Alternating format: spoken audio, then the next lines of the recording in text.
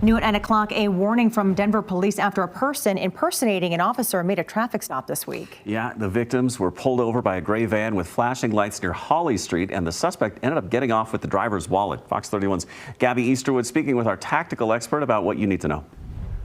The suspect in this incident claimed that he was an undercover officer investigating stolen vehicles in that area where it happened. But our tactical expert says that kind of stop would be rare, and you also have rights to verify the officer. Flashing lights in your rearview mirror, something no driver wants to see. But what do you do if the officer doesn't seem legit?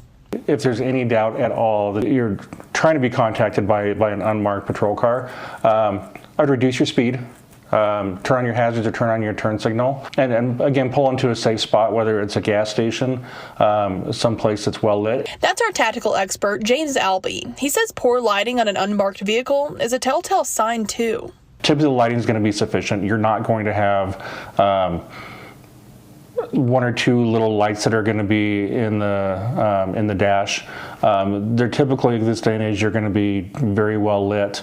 The headlights are typically going to end up flashing. But if you can't see the lighting well and are still unsure, you have a right to check. It's legal to ask for official identification and even ask for a better look at their badge. I would be polite, make sure your doors are locked. I would not roll down my window all the way and just say, you know what, I'm going to call dispatch and actually confirm that this is a legitimate stop.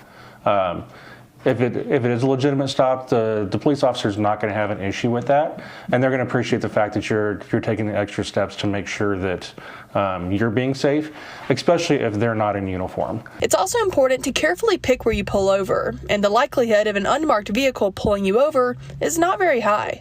I'm not going to say it's not going to happen, but the likelihood is going to be very, very slim. They're going to have a marked patrol car that's going to be more lit, better equipped to make a traffic stop. Well, that gray van involved in the incident has yet to be identified, and Denver police say they are still investigating. Gabby Easterwood, Fox 31.